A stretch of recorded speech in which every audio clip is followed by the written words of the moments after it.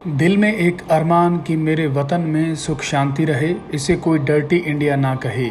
हर घर में तिरंगा लहराए, इसकी शान ऊंची रहे। उक्त दुआएं कर और लाखों लोगों को देश की खुशहाली की राह पर चलने की प्रेरणा देकर पूज्य गुरु संत डॉक्टर गुरमीत राम रहीम सिंह जी इंसान कानून की पालना करते हुए 30 दिन के बाद सोमवार शाम करीबन 4 बजे सुनारिया जिला रोहतक वापस पहुंचे। पूज्य गुरु जी की वापसी से करोड़ों साध संगत की आंखों में वैराग्य है। अपने सदगुरु मुर्शिद कामिल के प्यार, दया, मेहर, अमृत वचन, देश सेवा व मानवता पर किए उपकारों से प्रत्येक श्रद्धालु के दिल में वैराग्य का समुद्र बह रहा है। 17 जून 2022 को पूज्य गुरु जी 30 दिन की पैरोल पर शाह सतनाम जी आश्रम बरनावा यूपी पधारे तो साध संगत खुशी में झूम उठी। हर कोई खुशी से झूम रहा था। पैरोल मिलने के बाद पूज्य गुरु जी यूट्यूब पर पहली बार लाइव हुए और साध संगत को बरनावा आश्रम पधारने की सूचना दी। यह वीडियो सोशल मीडिया पर बहुत वायरल हुआ। 5 वर्ष के लंबे इंतजार के बाद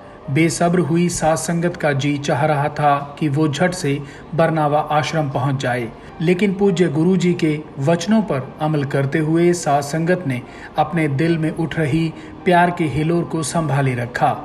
पूज्य गुरु जी ने लाइव दर्शन देकर रोजाना वियोग में तड़प रही करोड़ों की संख्या में साध संगत के दिलों को ठंडक पहुंचाई।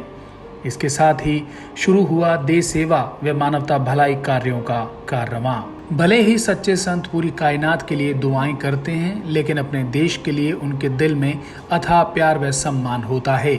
अपने देश की सलामती व खुशहाली को सर्वोपरि रखते हुए पूज्य गुरु जी ने अनेक प्रशंसनीय कार्य किए। अपने 30 दिनों के इस परोपकारी दौर में ऐसा कोई अवसर नहीं होगा जब पूज्य गुरु जी ने देश व देशवासियों की खुशहाली के लिए कोई कदम न उठाए हों।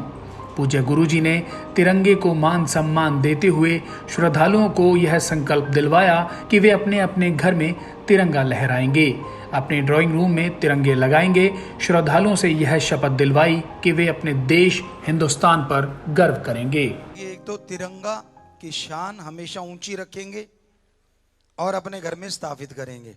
हमें लगता है ये भी ये कार्य है जो मानवता भलाई के रूप में आपने, यानी एक देश हित में आपने शुरू किया है जी। तो आप सबके हाथ खड़े हैं, तो इस तरह से तो फिर ये शायद 142 कार्य हो गए हैं और 142 का जोड़ भी आप लगा सकते हैं। सो आज 142 कार्य हो गए हैं। तो ये कार्य भी आपका कि अपने घर में तिरंगा स्थापित करेंगे, पर उसकी इज्जत भी करेंगे। ये ना पैरों में रुले, ऐसा नहीं होना चाहिए। ये पूरा ध्यान रखिएगा।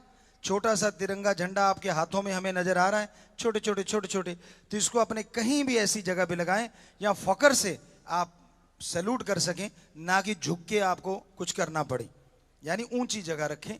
हमारा ये नजरिया है, बाकी आप लोग जाने या जैसे हमारा कानून है उसके अकॉर्डिंग फॉलो कीजिएगा। पर हमें ये लगता है कि ऐसी जगह जरूर स्थापित कीजिए या फकर से सैल्यूट करें इस झंडे को, क्योंकि इस झंडे ने बड़ी कुर्बानियां झेल के हमारे हाथ आया है। पता नहीं कितने शूरवीर, कितने स्वतंत्रता सेनानी इसके लिए कुर्बान हो गए, तब जाके ये झंडा ऐसे लहराया है जो आज आप लहरा रहे हैं।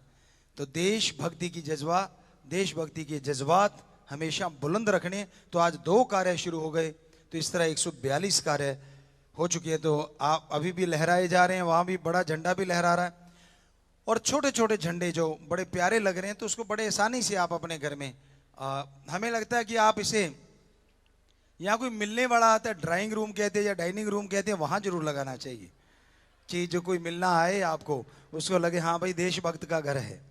तो इसके साथ ही पूज्य गुरु जी ने देश पर लगे डर्टी इंडिया के कलंक को मिटाने के लिए विकसित देशों की तर्ज पर बड़े महानगरों व सड़क मार्गों पर मोबाइल टॉयलेट स्थापित करने की मुहिम शुरू की। देश के साथ साथ विदेशों में बैठे श्रद्धालुओं को इस मुहिम में हिस्सा लेने के लिए कहा, ताकि भारत की गूंज विदेशों में भी सुनाई दे। पूज्य गुरु जी की सबसे बड़ी विशेषता यह है कि बेशक कितनी भी समस्याओं का सामना करना पड़ रहा हो, लेकिन पूज्य गुरु जी अपने देश के लिए जज्बा, प्यार व सम्मान बेमिसाल रखते हैं, जो कि इतिहास में कहीं और नजर नहीं आता। देश के विकास, सुरक्षा व खुशहाली की बात कोई महान देशभक्त ही कर सकता है। बुराइयों के तूफान में जगमग कर रहा सच का दीपक लोगों के दिल व दिमाग में देश की तकदीर को जरूर रोशन करेगा। यदि भलाई कार्य करने के बदले तकलीफों का सामना करना पड़े तो आम व्यक्ति संयम खो बैठता है, वह भलाई का रास्ता छोड़ देता है। लेकिन यह महानता तो रूहानी रहबर व महान देशभक्त के हिस्से ही आती है कि वे हर पल भलाई ही करते जाएं, बुराई को सहन कर भलाई का रास्ता नहीं भूलते।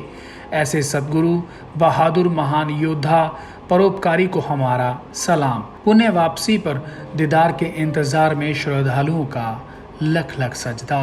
सिरसा से तिलकराज इंसा की रिपोर्ट।